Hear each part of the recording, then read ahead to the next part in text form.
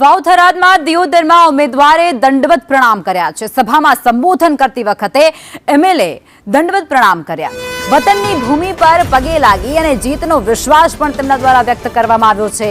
બીજેપીની કે અમારી કોઈ ભૂલ હોય તો હું દંડવત પ્રણામ કરું છું, માફી માંગુ છું તેવું તેમનું કહેવું છે અને દંડવત પ્રણામ કરી અને ત્યારબાદ જીતનો આશાવાદ પણ તેમના દ્વારા વ્યક્ત કરવામાં આવ્યો।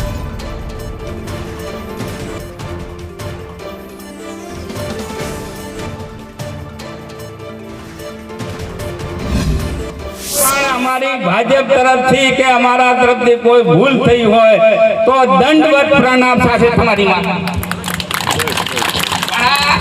आ सीट ने આપણે જીતાડવી છે।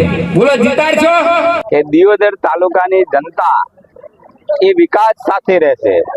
સરકારે જે ખાસ કરીને પાણી માટેની જે સમસ્યા હતી એને ઉકેલવા માટેનો સરકારે જે મક્કમ નિર્ધાર કર્યો છે, આ મક્કમ નિર્ધાર આજે આ વિસ્તારની પ્રજા રહેશે।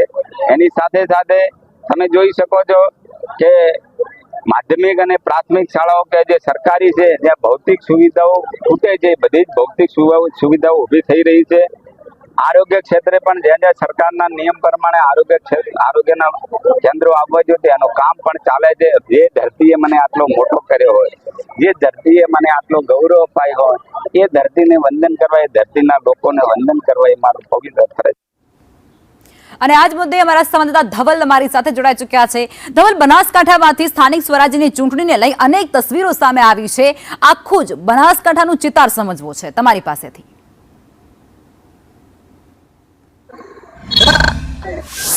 લખમા ચોક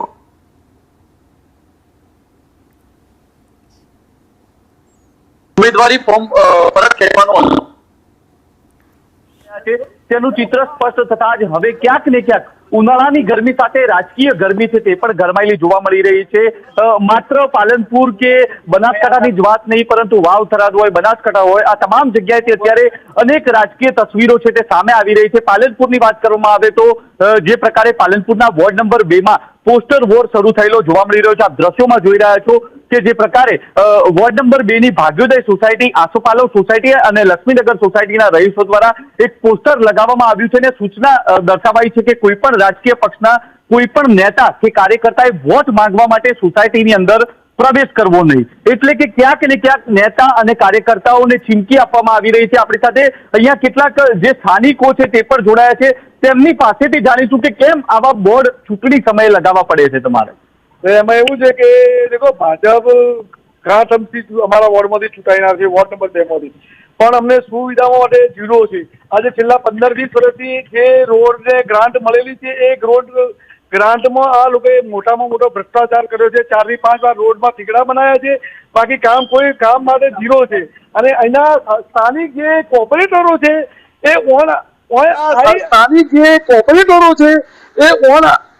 આવી અને દાદાગીરી કરે છે અને અમારા મિત્રો ઉપર આવીને હુમલા કરે છે અને મારામારી કરે છે ઉપરથી અને દાદાગીરી કરે છે। અને બીજી વાત કે ગટરો માટે ઝીરો છે।